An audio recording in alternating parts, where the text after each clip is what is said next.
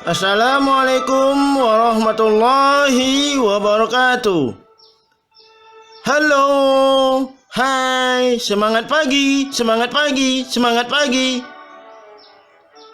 Selamat pagi peserta didik SMP Negeri 2 Dayun.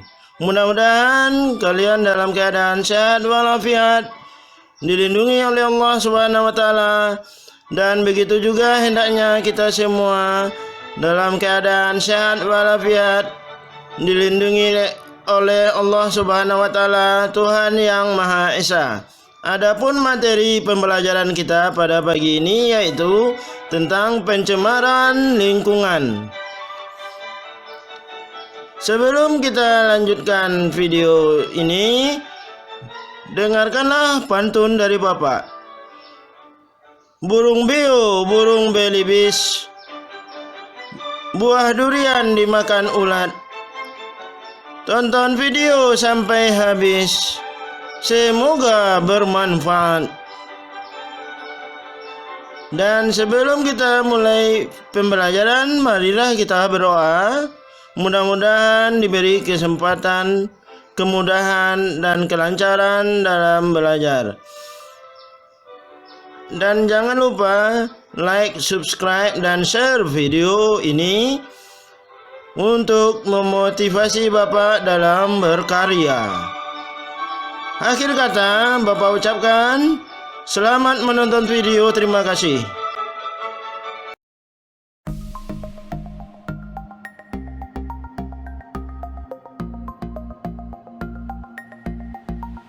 Halo guys, berjumpa lagi kita di channel video pembelajaran Rahmadi Video. Kali ini kita membahas tentang pencemaran lingkungan. Yang pertama, kita bahas definisi pencemaran lingkungan. Menurut Undang-Undang Republik Indonesia Nomor 23 Tahun 1997, pencemaran lingkungan adalah masuknya atau dimasukkannya makhluk hidup, zat, energi, dan atau komponen lain ke dalam lingkungan hidup oleh kegiatan manusia sehingga kualitasnya turun sampai ke tingkat tertentu yang menyebabkan lingkungan hidup tidak dapat berfungsi sesuai dengan peruntukannya. Pencemaran lingkungan terdiri dari 3 macam, yaitu pencemaran air, pencemaran udara, dan pencemaran tanah. Selanjutnya kita bahas pencemaran air. Pencemaran air yaitu masuknya makhluk hidup, zat, energi, atau komponen lain ke dalam air. Akibatnya, kualitas air turun sampai ke tingkat tertentu yang menyebabkan air tidak berfungsi lagi sesuai dengan peruntukannya. Faktor penyebab pencemaran air. Yang pertama, limbah industri. Limbah industri yang berupa logam berat sering dialirkan ke sungai sehingga sungai menjadi tercemar. Yang kedua, limbah rumah tangga. Limbah rumah tangga merupakan limbah yang berasal dari hasil samping kegiatan perumahan. Limbah pertanian. Limbah pertanian berasal dari penggunaan pupuk dan bahan kimia pertanian tertentu seperti insektisida dan herbisida. Dampak pencemaran air. Yang pertama, penurunan kualitas lingkungan. Yang kedua, gangguan kesehatan. Yang ketiga, pemekatan hayati. Yang keempat, mempercepat proses kerusakan benda. Yang kelima, mengganggu pemandangan.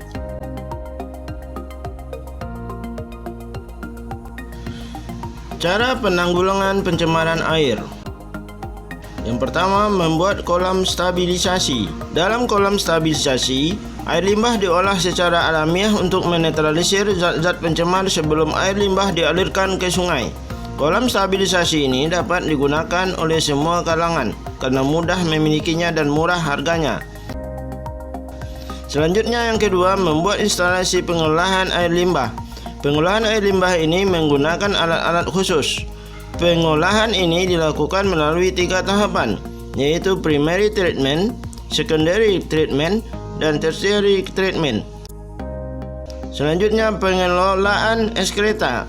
Ekskreta banyak terkandung dalam air limbah rumah tangga. Ekskreta banyak mengandung bakteri patogen penyebab penyakit. Jika tidak dikelola dengan baik, ekskreta dapat menimbulkan berbagai penyakit. Pengelolaan ekskreta dapat dilakukan dengan menampung dan mengolahnya pada jamban atau septic tank.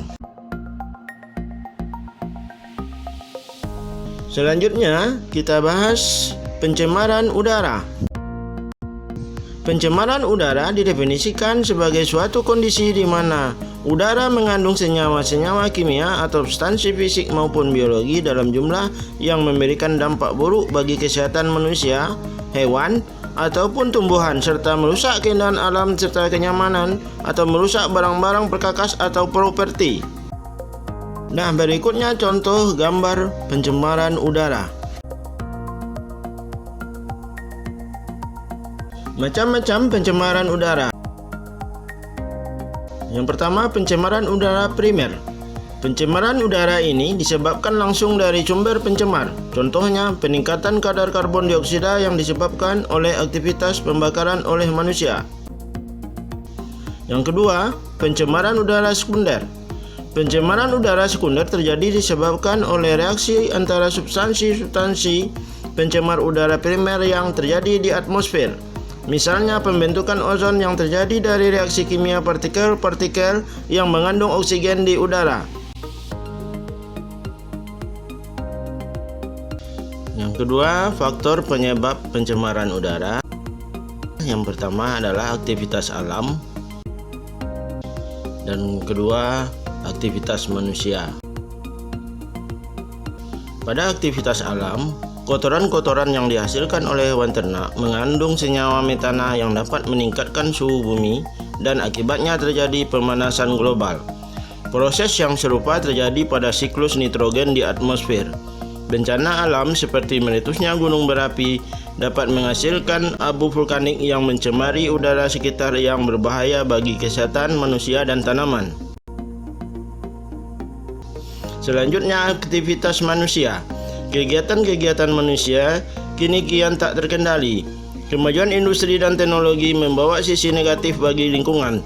Berikut ini merupakan pencemaran yang diakibatkan oleh aktivitas manusia. Pembakaran sampah, asap-asap industri, asap-asap kendaraan, asap rokok, senyawa kimia buangan seperti klorofluorokarbon, CFC, dan lain-lain.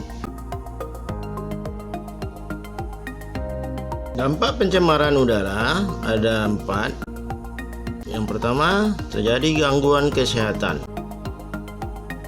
Yang kedua, gangguan ekosistem.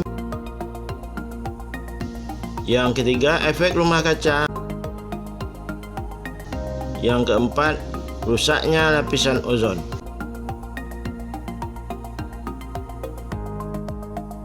Kemudian, pencemaran tanah.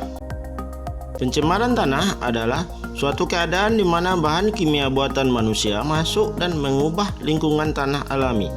Pencemaran ini biasanya terjadi karena kebocoran limbah cair atau bahan kimia industri atau fasilitas komersial, penggunaan pestisida, masuknya air permukaan tanah tercemar ke dalam lapisan subpermukaan, kecelakaan kendaraan pengangkut minyak, zat kimia atau limbah, air limbah dari tempat penimbunan sampah, serta limbah industri yang langsung dibuang ke tanah secara tidak memenuhi syarat atau illegal dumping.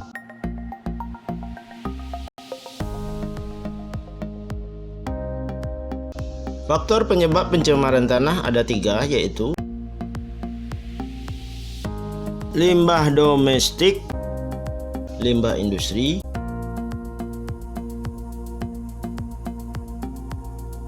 limbah pertanian. Limbah domestik dapat berasal dari daerah seperti pemukiman penduduk, pedagang, tempat usaha, hotel, dan lain-lain, kelembagaan, kantor-kantor pemerintahan dan swasta, serta tempat-tempat wisata. Sedangkan limbah industri berasal dari sisa-sisa produksi industri. Limbah industri juga dapat dibedakan menjadi 2 macam, yaitu limbah padat dan limbah cair. Limbah pertanian. Limbah pertanian yang berupa sisa-sisa pupuk sintetik untuk menyuburkan tanah atau tanaman tanah tercemar, misalnya pupuk urea dan pestisida untuk pemberantas hama tanaman.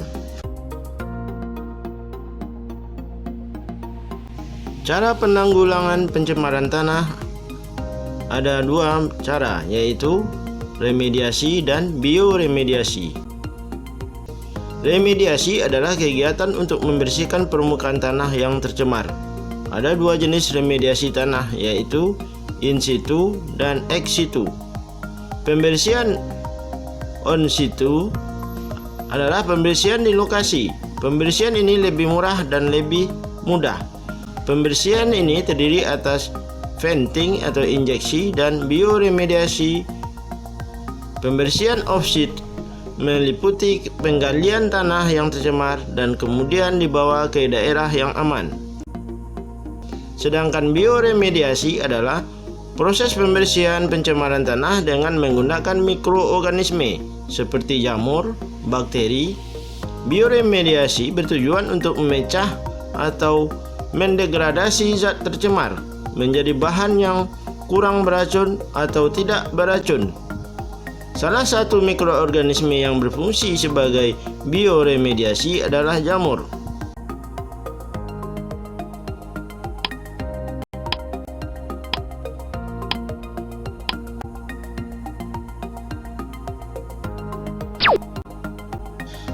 Untuk menguji pemahaman Ananda tentang materi pembelajaran pencemaran lingkungan, marilah mengerjakan ayo latihan dengan menjawab pertanyaan berikut dengan memilih salah satu jawaban yang paling tepat dan kumpulkanlah tugas Ananda tepat pada waktunya.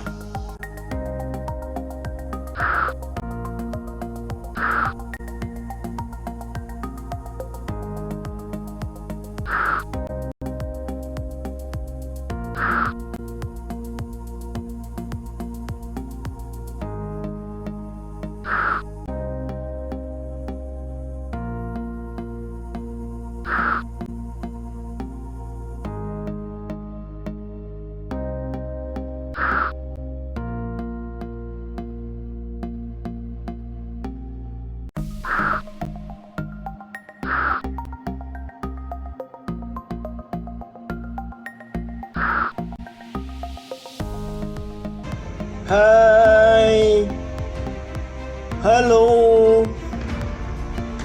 Akhirnya telah sampailah kita di ujung video pembelajaran ini. Dan Bapak harap peserta didik SMP Negeri 2 Dayun dapat dengan mudah memahami materi yang diajarkan pada video pembelajaran ini, baik itu di rumah maupun di mana saja peserta didik berada. Dan Bapak ucapkan selamat berjumpa lagi pada video-video selanjutnya.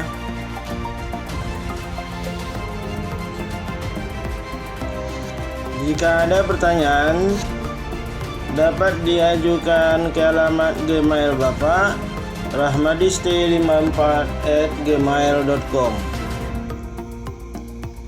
Akhir kata, Bapak ucapkan wabillahi taufiq wal hidayah. Assalamualaikum warahmatullahi wabarakatuh. Selamat pagi. Terima kasih.